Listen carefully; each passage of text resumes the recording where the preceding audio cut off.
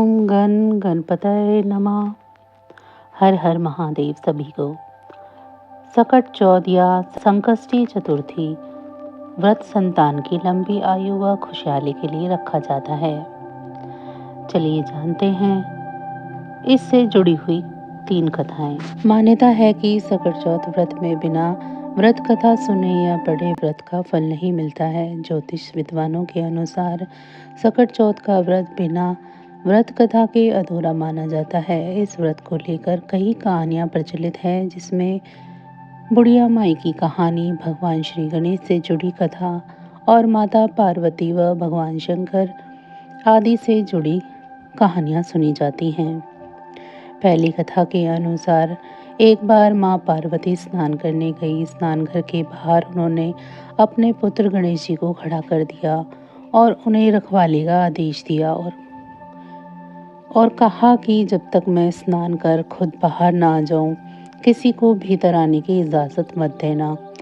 गणेश जी अपनी माँ की बात मानते हुए बाहर पहरा देने लगे। उसी समय भगवान शिव माता पार्वती से मिलने आए, लेकिन गणेश भगवान ने उन्हें दरवाजे पर ही कुछ देर रुकने के लिए कहा। भगवान शिव ने इस बात से बेहद आहत और अपमानित महसूस किया। गुस्से में उन्होंने भगवान गणेश पर त्रिशूल का वार किया, जिससे उनकी गर्दन दूर जा गिरी।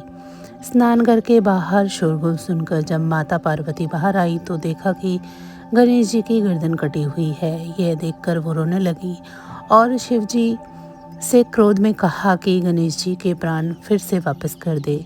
इस पर गणेश जी ने एक हाथी का सिर लेकर गणेश जी को लगा दिया। इस तरह से गणेश भगवान को दूसरा जीवन मिला। तभी से गणेश जी की हाथी की तरह सूंड होने लगी। तभी से महिलाएं बच्चों की सलामती के लिए माघ माह में कृष्ण पक्ष की चतुर्थी को गणेश चतुर्थी का व्रत रखने लगी। दूसरी कथा के अनुसार किसी नगर में एक कुमार रहता था। एक बार जब उसने बर्तन बनाकर आंवला लगाया तो आंवला नहीं पका। परेशान होकर वह राजा के पास गया और बोला कि महाराज, ना जाने क्या कारण है कि आंवला पक ही नहीं रहा है।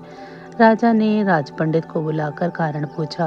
राज पंडित ने कहा कि हर बार आंवला लगाते समय एक बच्चे की बलि देने का विधान है और आंवला पक जाता था। राजा का आदेश हो गया। बलि आरंभ हुई। जिस परिवार की बारी होती वह अपने बच्चे में से एक बच्चा बलि के लिए भेज देता। इस तरह कुछ दिनों बाद एक बुढ़िया के लड़के की बारी आई। बुढ़िया के एक ही बेटा था तथा उसके जीवन का वही सहारा था, पर राजा की आज्ञा कुछ नहीं देखती। दुखी बुढ़िया सोचने लगी, मेरा एक ही बेटा है, वह भी सकट के दिन मुझसे जुदा हो जाएगा। तभी उसको एक उपाय सोचा। उसने लड़के को सकट की सुपारी तथा दूब का बीड़ा देकर कहा, भगवान का नाम लेकर आंवला में बैठ जाना, सकट माता तेरी रक्षा करेगी। सकट के दिन बालक आंवला में बैठ गया और बुढ़िया सकट माता के सामने बैठकर पूजा करने लगी। पहले तो आंवला पकने में कई दिन लग जाते थे, पर इस बार सकट माता की कृपा से एक ही रात में आंवला पक गया। सवेरे कुमार ने देखा तो हैरान रह गया।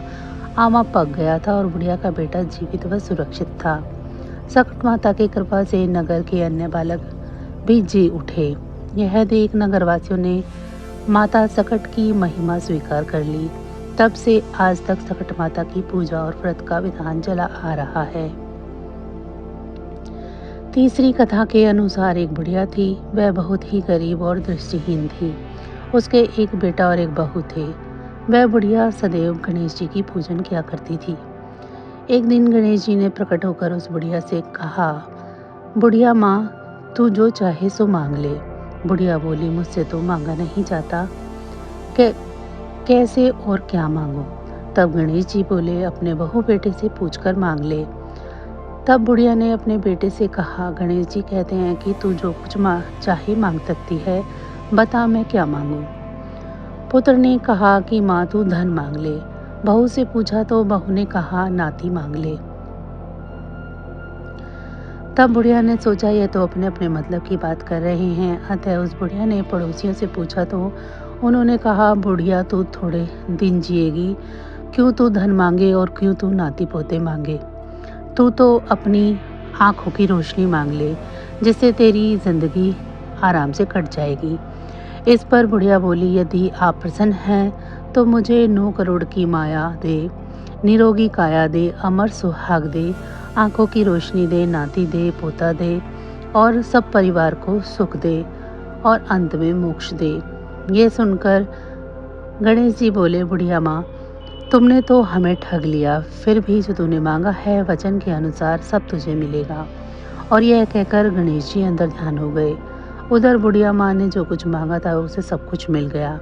हे गणेश जी महाराज, जैसे तुमने उस बुढ़िया माँ को सब कुछ दे दिया, वैसे ही सबको देना। तो बस आज की जानकारी इतनी ही थी। फिर मिलेंगे हम आपको ऐसी ही किसी अन्य जानकारी के साथ अगली वीडियो में।